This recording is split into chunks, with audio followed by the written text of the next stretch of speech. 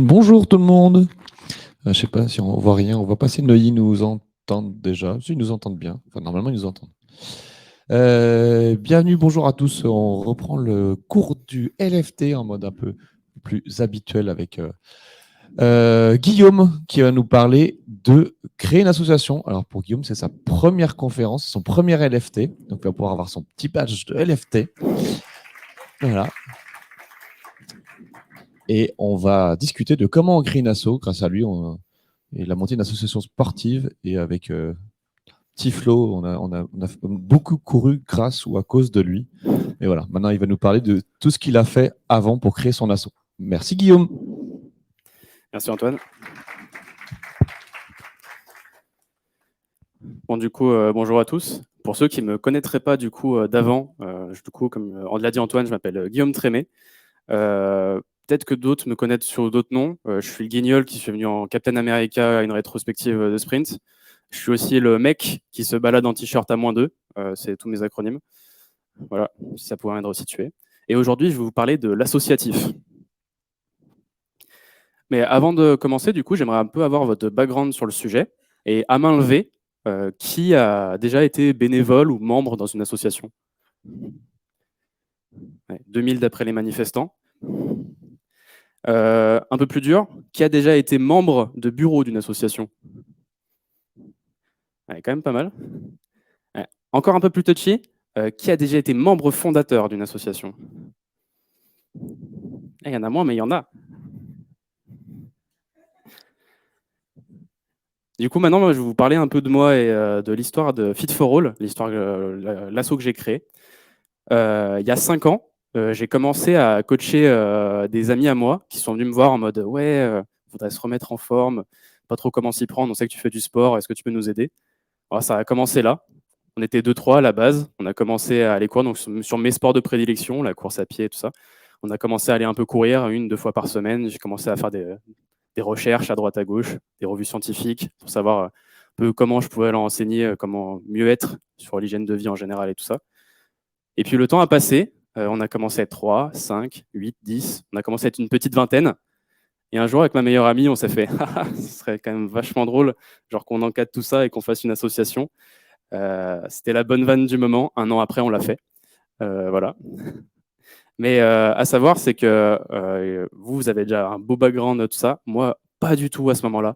Il y a 3 ans, en 2020, j'avais, à part dépanner des potes à droite à gauche pour les restos du cœur ou autres, j'avais aucune idée de comment fonctionnait une association. Et on s'est dit, tiens, allez, on se jette dans le grand bain, on crée une asso sportive, le truc qui a possiblement le plus de contraintes parmi le domaine associatif. Pourquoi pas? On s'est lancé dedans du coup à pieds joints et on a eu la chance de se faire épauler par la FSCF, donc une fédération sportive auquel on s'est affilié, qui sont très cool d'ailleurs, et je salue s'ils nous regardent le comité départemental qui nous a épaulés pendant tout le processus de création et qui nous conseille encore beaucoup aujourd'hui. Puis on a également une autre petite asso partenaire qui s'appelle Comforting, qui est une asso culturelle donc axée tout ce qui est événements culturels, cinéma, sorties musées, etc., et qui est également queer friendly, si jamais. Donc ça, c'était pour le côté Fit for All, axé débutant amateur. Mais du coup, comme je vous ai dit, à la base, je n'avais aucun background associatif. Et on s'est quand même pas mal creusé la tête sur comment on faisait, qu'est-ce qu'il fallait faire en fait pour créer une association et comment il fallait faire pour la faire tourner.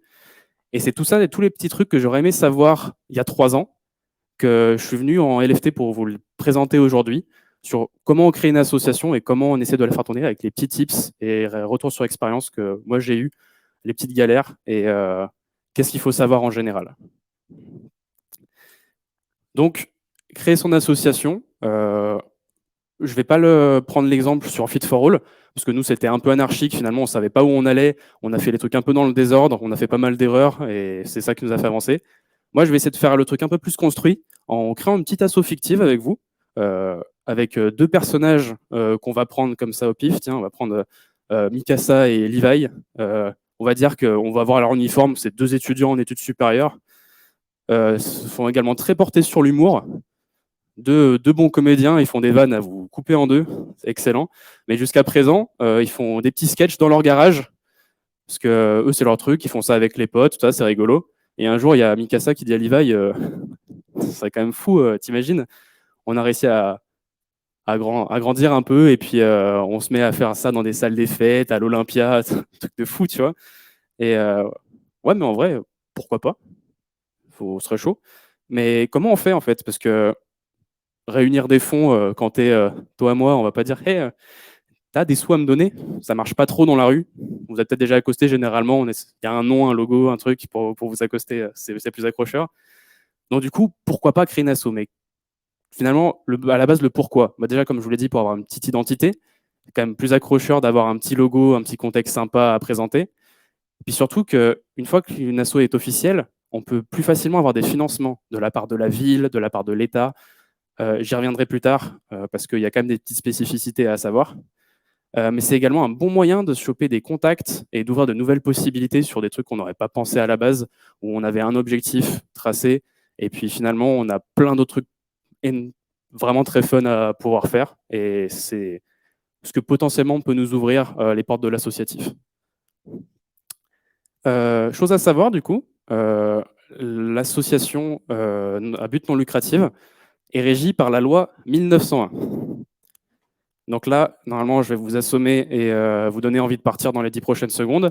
Mais moi, dans tous les cas, comme je ne sais pas lire, j'ai un copain qui m'a résumé un peu tous ces articles de loi. À savoir, normalement, il y en a 35, il y en a 17 qui ont été abrogés. L'Alsace-Morel, je ne connais pas, et les mineurs, je m'en fous. Ça fait un peu de ménage.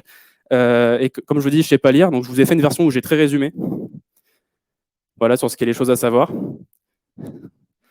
Donc l'article 1, en gros, qu'est-ce qu'il nous dit? Il nous dit que pour créer une association, on a besoin d'être 2 personnes. Contrairement aux idées reçues, ce n'est pas un président, un trésorier. C'est vraiment 2 personnes qui se réunissent autour d'une connaissance ou d'activité qu'ils veulent partager à d'autres. Donc là, dans notre cas, on a Mikasa et Levi, nickel, ils sont 2, et ils veulent se réunir pour faire partager des sketchs, des stand-up avec des gens. Ok, cool. Ce que nous dit aussi l'article 1, c'est que votre association ne doit pas avoir pour but de faire du bénéfice. On y reviendra parce qu'on peut avoir des actions dont le but sont d'en faire du bénéfice pour faire vivre l'association, mais ça ne doit pas être le but de l'association. L'article 2, lui, il nous dit qu'à tout moment, sans demande au préalable, on peut créer une association. On est libre de ça, tant que ça respecte les conditions de l'article 3.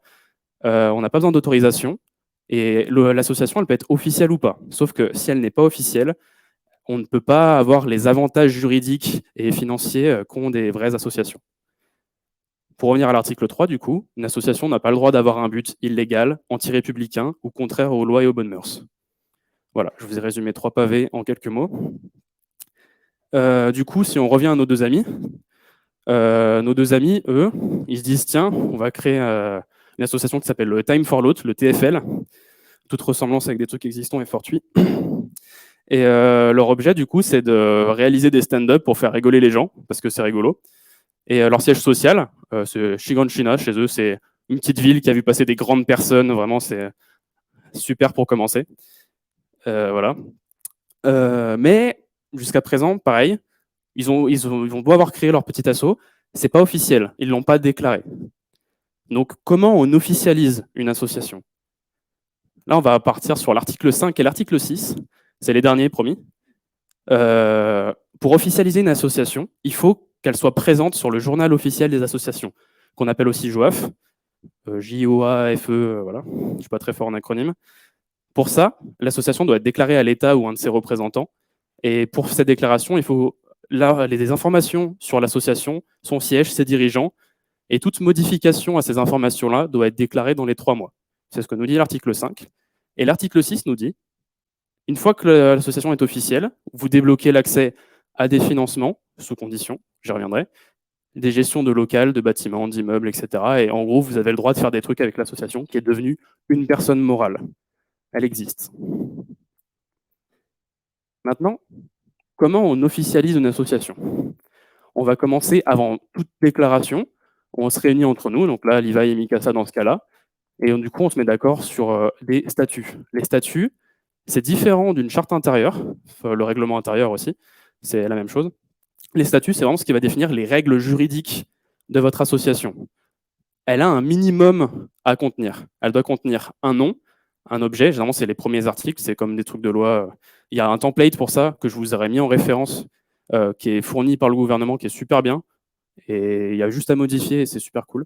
Donc, j'y reviens. Nom, objet, lieu du siège, donc chez WAM.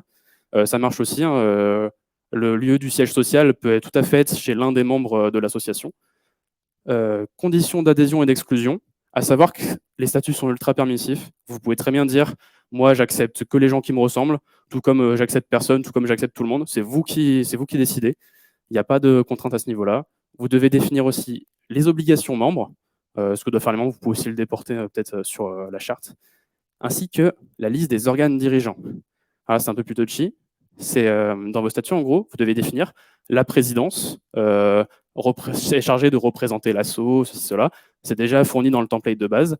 Vous pouvez aussi dire que la présidence ou quelconque rôle peut déléguer ses rôles à d'autres rôles dans l'association.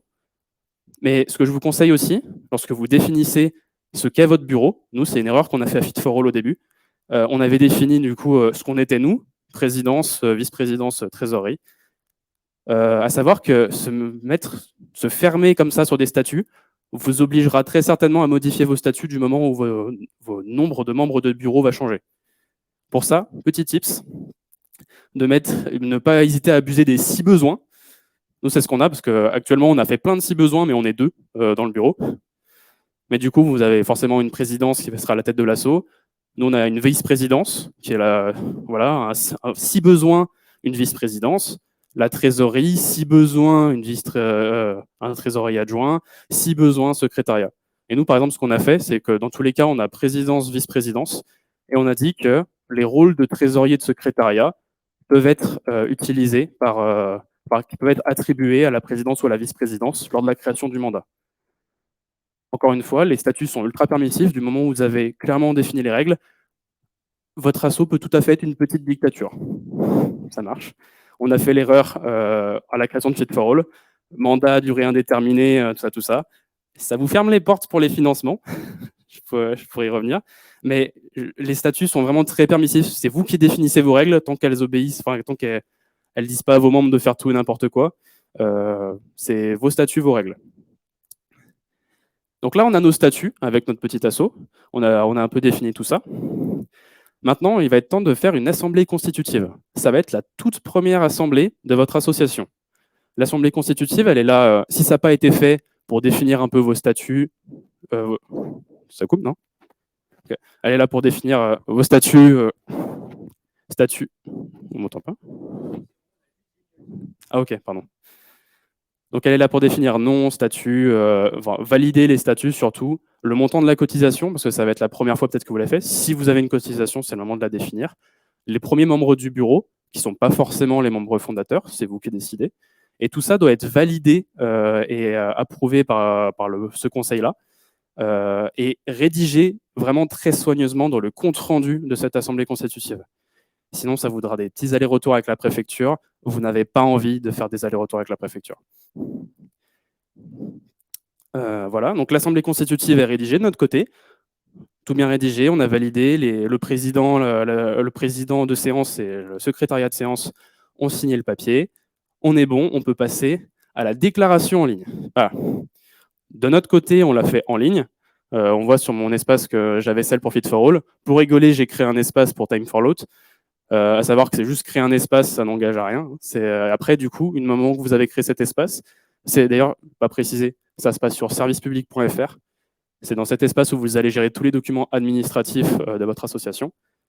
Et du coup, vous pouvez sélectionner la démarche de création d'association, sélectionner l'espace associatif que vous venez de créer. C'est juste un nom placeholder, ça ne sert pas à grand-chose. Et après, à partir de là, vous commencez les papiers. Donc, ça va juste être le nom du déclarant, l'état civil de l'association, la liste des dirigeants et les pièces justificatives. Mais nous, on les a préparés là, les statuts et le CR de l'Assemblée constitutive. Normalement, on a tout ce qu'il faut. Je crois que de mémoire, je ne l'ai pas refait, mais c'est tout ce qu'il faut. Et à partir de là, la démarche se lance. On attend quelques jours. Ah oui, j'ai oublié un petit truc. C'est le petit piège. Il ne faut pas oublier de cocher pour officialiser la publication au JOF. Si vous ne le faites pas, vous n'apparaissez pas dedans, vous n'êtes pas officiel. C'est la petite subtilité. Mais une fois que vous l'avez fait, vous attendez quelques jours. Et ça y est, vous apparaissez au JOF. vous recevez votre récépissé qui dit comme quoi votre asso est officiel et que vous pourrez utiliser pour faire des choses plus tard. Savoir que le JOEF, du coup, il y a tous les articles de toutes les associations françaises qui déterminent du coup, les créations d'associations, les modifications de vos statuts, etc., ainsi que leur dissolution. Du moment où c'est publié sur le JOEF, c'est officiel. Et ce récépissé, du coup, qu'on voit côté gauche, donc là, je vous ai mis celui de Fit for All, détermine du coup la date de création, qui est la date de, si je ne me trompe pas, la date de l'Assemblée constitutive. Et elle vous fournit un numéro d'association. Ce numéro d'association vous sera utile plus tard pour diverses choses comme ouvrir un compte bancaire ou autre chose par la suite. Donc là, super, Time for Lot à son association. Maintenant, on va passer au côté bancaire, parce que du coup, si on veut réserver des salles ou autre, ça va nécessiter de la moula. Va peut-être falloir qu'on ait quelque chose pour le stocker. À ce niveau-là, je n'ai pas de parti pris. Je n'ai aucune connaissance dans le domaine bancaire. Certains seront sûrement bien mieux renseignés que moi. Donc, je vais me contenter des faits. Côté Fit for All et du coup Time for Load vont suivre notre chemin. On va du côté du crédit mutuel, parce que le crédit mutuel, du coup, en gros, ça fait 6 euros et demi par mois de frais bancaires. Dans l'associatif, les 6 premiers mois sont offerts et il y a des avantages liés à l'événementiel. Je ne m'avancerai pas là-dessus. Du côté de Fit for All, on n'a jamais utilisé, mais à Skip, en cas d'événement, ils peuvent fournir des tables, des draps, des couverts, des machins à Skip. Je ne m'avancerai pas là-dedans parce que je n'ai pas vérifié, je n'ai pas testé moi-même. Mais en tout cas, le temps de lancer son association, les 6 premiers mois offerts, ça reste cool, ça fait quelques frais en moins quand on n'a pas de fonds. Donc ça, c'est le côté bancaire. Et maintenant, on a tout notre asso, tout ça à l'écrit, elle peut commencer à rouler, à choper des adhésions, etc., etc. Mais maintenant, une fois qu'on est lancé, qu'est-ce qu'on fait Parce qu'il n'y a aucun tuto sur Internet ou autre sur comment on fait vivre une association et quels sont les petits trucs qui nous simplifient la vie dans la gestion de l'association. À titre personnel, je suis fainéant, vraiment, parce que du coup, fainéant, je vais mettre des guillemets, mais je suis principalement animateur de mon association, mais à côté, je dois gérer l'administratif. L'administratif, ça me saoule, comme je suppose une bonne partie d'entre vous. Du coup, je fais tout ce qui est possible pour me simplifier la vie. Et on va en commencer par un vraiment que je vous recommande si vous créez une association. C'est Helloasso pour la gestion des paiements et tout ce qui est paiement à ce niveau-là. Ça vous évite de gérer tout ce qui est monnaie, chèque, juste vous passez de tout ça. Nous, à la création de l'asso, on passait un RIB à nos adhérents. Je laisse imaginer l'enfer. C'était chiant pour eux comme pour nous. Et puis un jour, on est venu en mode « Oh, regarde, il y a Helloasso, c'est cool, c'est gratuit pour les assos. Il suffit de fournir le numéro d'association qu'on a vu tout à l'heure sur le récépissé. Et hop, on a un compte, on est certifié et c'est parti. Et depuis Helloasso, vous pouvez gérer vos adhésions. Vous avez même une petite liste de récap d'adhérents avec potentiellement les options qu'ils ont prises et autres. Sachant que le formulaire d'adhésion, c'est vous qui le gérez. Si vous avez besoin, par exemple dans mon cas, de certificats sportifs, de choix annexes ou autres, vous pouvez totalement le mettre dans ce formulaire, tout sera enregistré. Vous pouvez aussi gérer des billetteries ou des petites boutiques si jamais vous voulez vendre des choses à côté, voire même gérer vos formulaires de dons. C'est quand même vachement plus pratique quand vous avez un petit QR code à donner qui redirige directement sur votre page Helloasso pour gérer vos dons. Ça simplifie vraiment beaucoup la vie. Ça évite d'avoir sa propre petite plateforme custom avec gestion des paiements, tout ça. Voilà, il y a des gens dans la tech ici. On sait que c'est galère même faire maison quand on connaît. Je recommande. Ensuite, on ne nous le dit pas forcément, mais pour tout ce qui est subvention, tout ça, on doit passer par ce qui s'appelle le compte asso. C'est aussi une plateforme gouvernementale, mais avant de faire la moindre subvention, on va vous demander de créer un numéro de RNA et de sirène qui vous permettra du coup je ne m'y connais pas assez là-dedans, mais c'est un prérequis pour les subventions. Et depuis ici, du coup, on peut demander ce qui s'appelle la FDVA, c'est le Fonds de déroulement de la vie associative, qui permet de subvenir à certains de vos besoins, sous certaines conditions. Mais mine de rien, c'est quelque chose qui vous permet, si jamais vous avez des grosses dépenses en termes d'affiliation à droite, à la dépense pour du matériel à gauche, tout ce qui est vraiment sur le déroulement associatif, c'est des choses qui peuvent être remboursées par la FDVA, du coup via l'aide de l'État. À titre personnel, à Fit for All, on ne l'a pas, pour la simple et bonne raison que, en toute transparence, on a genre 250 € de frais associatifs par an, avec l'affiliation, l'assurance et les frais bancaires. et que la FDVA va rembourser jusqu'à un certain pourcentage de vos dépenses annuelles, et que honnêtement, faire des papiers, justifier des CERFA et tout ça, je suis fainéant, et franchement, faire de la paperasse pour 60 balles par an, j'ai la flemme, donc je paye mon asso. Voilà, ça c'était la petite aparté de ma propre expérience. Et petit dernier point, la préfecture, j'ai dit que j'y reviendrai. La préfecture, c'est le toto de votre équipe, où quand vous lui demandez une review, sachant que lui, il est bon dans ce qu'il fait, tout ça, il a 15 reviews à vous faire, mais Toto, lui, ouais, non, mais il a vu les 2 premières, là, c'est inadmissible, il va vous faire les retours sur les 2 premières reviews, et puis il va vous dire non, c'est pas bon. Et puis, si s'arrêtait que là, c'est pas drôle, non, parce qu'il va attendre 1 mois et demi avant de retourner sur votre PR. Sachez que nous, on a déjà eu une petite modification d'assaut, donc suite aux erreurs qu'on avait fait sur les statuts, modification de statut, de dirigeants, etc. Et là, super, on a des choses qu'on avait mal fait sur le CR de l'Assemblée Générale qui modifiait nos statuts. Et une itération de 3 erreurs, on a fait une autre itération de 3 erreurs, ça a duré 6 mois. Alors on a fait 4 itérations, vraiment pour un truc qui se passe en septembre, qu'on arrive presque à la fin de la saison en cours pour avoir un truc officiel, qu'on a bien modifié nos statuts. C'est long. Du coup, si vous pouvez faire tous vos statuts bien du premier coup, je vous le conseille, je vous le recommande, ça vous évite ces emmerdes-là. Vous ne voulez pas communiquer avec la préfecture, de façon générale. Et enfin, du coup, cas particulier, du coup, comme je disais, pour les associations sportives, pour exercer en tant qu'association sportive, du coup, comme Fit for All, on a forcément besoin d'une assurance. C'est une assurance de responsabilité civique pour exercer en tant qu'asso, si jamais pour couvrir les besoins des dommages faits aux adhérents entre eux ou autres. C'est une nécessité, on ne peut pas exercer sans. Et dans ce cas-là, ce que je recommande, pour avoir fait un peu le benchmark de combien ça coûtait autre, sachant que pareil, je suis pas expert, je me suis lancé dedans, je connaissais rien, j'ai appelé des assurances, j'ai fait, c'est pour une asso, c'est combien? Il est préférable en vrai de passer par une fédération. Ça dépend lesquelles, mais généralement, vous aurez plus d'avantages en plus de bénéficier de l'assurance de votre fédération. Nous, dans notre cas, par exemple, à la FSCF, on s'est affilié à eux. L'affiliation pour notre petit asso coûte 130 €. On a 30 € de complément pour l'assurance via leur parcours à eux. Une assurance à côté seule, c'est facilement 150 balles tout seul, juste pour l'assurance. À notre niveau, parce que nous, on est moins d'une vingtaine, on n'a pas vocation à être une grosse asso, justement pour rester humain. Voilà. Après, ça tout dépend de la fédération dans laquelle vous allez. Par exemple, la FFA coûte plus cher que la FSCF pour diverses raisons. Mais passer par une fédération vous rapportera beaucoup plus d'avantages et de contacts, pour le coup. Moi, c'est ce qui m'est arrivé. C'est bien plus préférable. C'est pas français, ça, d'ailleurs. Voilà. J'ai fini ma présentation. Est-ce que vous avez des questions ?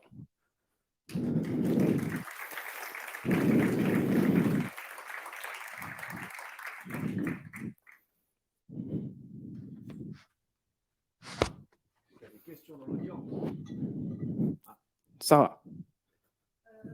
Attends. Faut que je te jette le micro à la tête avant.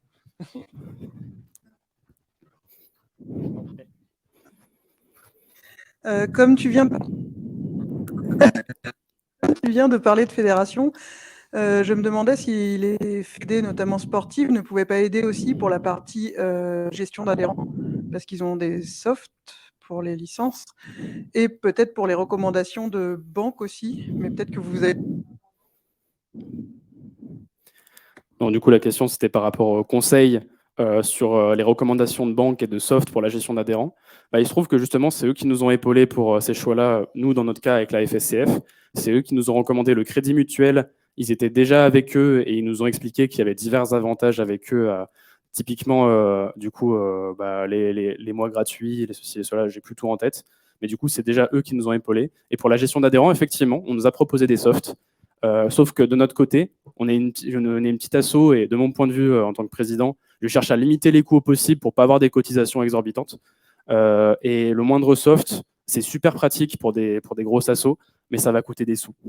Et c'est 50, c'est 70 balles par an, et c'est un cinquième de ce qu'actuellement on a en coût, tout simplement. Donc, tu vois, gestion Hello Asso, après des fiches adhérents à mettre dans un drive, quand on est moins d'une cinquantaine, ça se fait.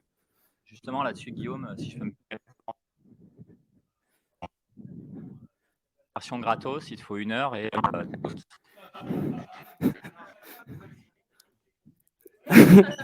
Non, j'ai pas d'action.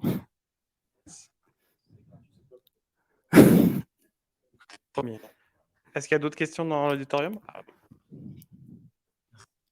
Des changements de statut aux AG. AG, est-ce que c'est forcément tous les ans ou est-ce que c'est l'asso qui fait comme elle veut Alors, encore une fois, date anniversaire encore une fois, en fait, c'est tes statuts qui vont définir ces règles à ce niveau-là. C'est que nous, du coup, on est une association sportive et généralement, le sport, ça se gère en saison. Comme ça, tout le monde s'aligne sur les mêmes dates. Donc, nous, on a choisi de la faire tous les ans, mais tu peux très bien dire que ton asso réunit une assemblée générale ordinaire tous les 2 ans. Ou c'est toi qui définis tes règles. Pareil pour les CA, les conseils d'administration pour la vie interne. C'est tes statuts, tes règles. Tant qu'elles ne sont pas exorbitantes toutes et qu'elles respectent un peu les bonnes mœurs, il n'y a pas de souci là-dessus.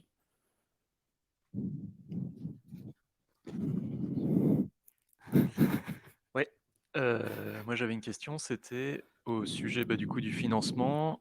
Tu dis que ça te coûte environ 250 balles par an, l'association, mais les adhérents payent du coup l'adhérence, j'imagine.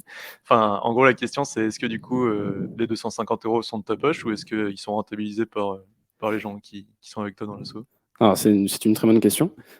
Initialement, j'étais le temps d'avoir ce qu'il faut pour mettre en place tout ça, parce qu'on n'avait pas tous les tips, toutes les choses en tête à mettre en place au début. Donc initialement, c'était moi le principal mécène de l'association. Et puis petit à petit, du coup, tout début, on avait 1 € symbolique à l'adhésion. Et puis un jour, on s'est dit, on va profiter de la dictature, on va multiplier ça par 5, et bam, inflation de fou. Personne n'avait jamais vu ça, on est passé à 5 €. Enfin, moi, j'avais fait une propale à 5 €, parce qu'on a 2 systèmes d'adhérents, membres et membres actifs. C'est juste pour ceux qui sont plus fidèles d'entre eux. Et j'avais proposé 5 et 7. Et il y a un adhérent qui a fait « Moi, je propose 5 et 8 parce que 8, c'est plus joli. » Voilà, pour l'anecdote. Donc maintenant, on est sur 5 € et 8 € annuels. Et donc ça couvre environ 1/3 de nos dépenses annuelles. On a un autre tiers qui est couvert par, peut-être que vous les avez vu passer, les ventes de chocolat qu'on fait via Initiative Chocolat, que je fais passer maintenant depuis 2 ans, les petits catalogues à Bedrock. Voilà, pour l'anecdote, j'ai pas le choix des catalogues. Moi, je dis qu'on est 3 agents à distribuer des trucs. Et sur le formulaire, on nous dit c'est minimum 20. Et du coup, ils nous envoient 2 catalogues et 2 sacs par agent. Je me retrouve avec 40 catalogues alors qu'on est 3. Et je suis en mode dommage pour le papier, quoi. Mais on nous les envoie si on veut participer. Donc, c'est comme ça. Du coup, j'en profite pour distribuer. Mais ça recouvre un autre tiers parce que du coup, sur la vente de chocolat, pour être transparent, on touche une commission, un certain pourcentage des ventes différents en fonction de si c'est sur la commande groupée ou si c'est sur la commande individuelle. Et jusqu'à présent, le dernier tiers, c'est moi qui le paie de ma poche. Tous les mois, je mets des petits sous, tout ça de façon régulière, grâce, j'ai pas le lien, mais au formulaire de dons sur Hello Asso. Mais on a des actions qui vont être prises très certainement dans les prochains mois ou autres pour organiser un petit événement, une espèce de petit tournoi sportif pour renflouer le dernier tiers et que j'ai plus forcément à le mettre de ma poche. Voilà, ça répond à ta question.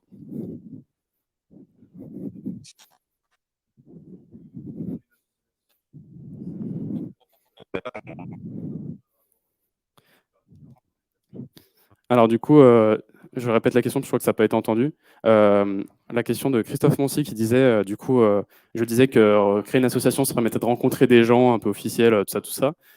Moi, pour le coup, j'ai eu l'occasion. Donc la fédération, on est surtout en contact avec le comité départemental, parce que ça se découpe en plusieurs parties.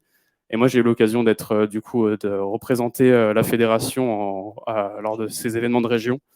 Et oui, du coup, on est amené à rencontrer des personnes du monde du sport, des différentes personnes, les dirigeants nationaux qui descendent régulièrement dans les petites instances de fédération des différentes régions et départements. Je ne retrouve plus mes mots. Mais oui, en fait, ça fait beaucoup de contacts. On rencontre des gens qui ne sont pas forcément du coin. Et j'étais très surpris du coup d'avoir beaucoup de contacts comme ça, même des gens que je ne connaissais pas, alors qu'ils sont assez connus, tout ça. Et c'est assez impressionnant.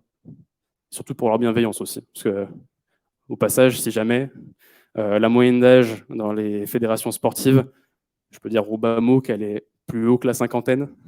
Donc quand je me suis ramené avec mon asso en mode coucou, moi je fais du sport aussi, j'avais 22 piges à l'époque, je me disais qu'on n'allait pas me prendre trop au sérieux, et au final ça a été l'inverse, ils m'ont plus pris au sérieux que moi je me prenais au sérieux.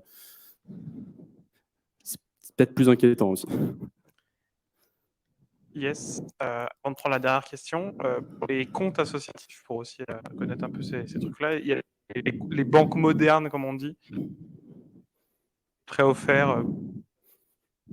C'est pratique pour pouvoir générer des cartes virtuelles, etc. L'accès aux comptes, parce que les banques historiques françaises, leur récit est ce qu'il est, quoi. Hello. Moi, c'est tout, les contraintes que ça représente quand même, mineures. Mais asso, là, pour ton activité de fitness et tout, 20 potes à la main. Déjà, c'est plus facile de s'ouvrir aux autres quand tu es une association que quand tu es juste un groupe de potes. Parce que là, pour le coup, ce que ça a ouvert, j'ai eu l'occasion de le voir sur cette dernière année. Parce que sur cette année-là, du coup, on est éligible au dispositif du passeport qu'a mis en place l'État, où c'est pour les personnes défavorisées ou mineures, ou je ne sais plus exactement qui est concerné, mais c'est un passeport, c'est un code qui permet d'avoir un bon de 50 € à donner à une association ou autre pour t'inscrire, en fait. Et nous, du coup, en étant reliés à la FSCF, on y est éligible. Et pour le coup, on fait aucune pub. C'est tout du bouche à oreille à la base, Fit for All. On n'a aucune com ou autre. Parce qu'on tient à rester petit et le bouche à oreille, c'est largement suffisant pour se développer. Mais du coup, lié à ce dispositif, on est référencé sur les associations qui ont le dispositif passeport. Donc, Fit for All apparaît sur les plateformes officielles du gouvernement. Et du coup, j'ai eu cette année 5, 6, 7 contacts de personnes qui voulaient se renseigner sur Fit for All, qui voulaient savoir comment ça se passait pour potentiellement s'inscrire ou autre. Ça a débouché sur une adhésion. Parce que nous, du coup, dans nos statuts, on dit que les adhésions sont validées par le CA, tout ça, parce qu'on tient à ce qu'il y ait un minimum une bonne entente, que ce soit un esprit de compétition sain ou autre, quand on fait des petits trucs entre nous ou autre. Et donc, on veille à ce que les gens aient la même optique que nous. Mais malgré tout, c'est ouvert à tout le monde, toutes les personnes adultes. Parce que comme je disais, les mineurs, c'est compliqué à gérer dans une association. Il y a des petites règles en plus, c'est des papiers, c'est chiant, j'ai la flemme. Et du coup, voilà. Et ce que ça permet, du coup, d'avoir une association plutôt que juste ton groupe de potes, t'ouvrir au monde, en fait. C'est que c'est bien plus facile, même toi, personne extérieure, de te dire « Oh tiens, il y a une association, elle paraît sympa », plutôt que de juste voir un groupe de potes qui court et qui fait « Ah, peut-être... c'est pas la même approche ».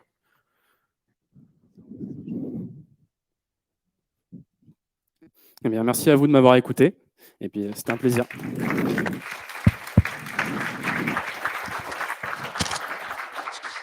Merci Guillaume. Avec Antoine Caron, on a écouté ça de manière très attentive. Et comme nous, on adore faire des bêtises, on a regardé assez rapidement si l'association des Antoine francophones existait. Elle n'existe pas. Donc, on va peut-être se chauffer. Et j'en profite pour faire la pub de certains channels Slack. Il y a un HS Sprint, il y a un HS course, il y a un HS je fais un semi-marathon, il y a il y a plein de HS pour aller courir avec Guillaume. Donc n'hésitez pas si vous vous chauffez chez Bedrock pour aller courir de temps en temps. Il sera là. Il y a un HS running aussi qui est mort, nous dit Thomas Sontag, mais on peut le faire renaître de ses cendres. C'est la bonne saison pour aller courir. Il fait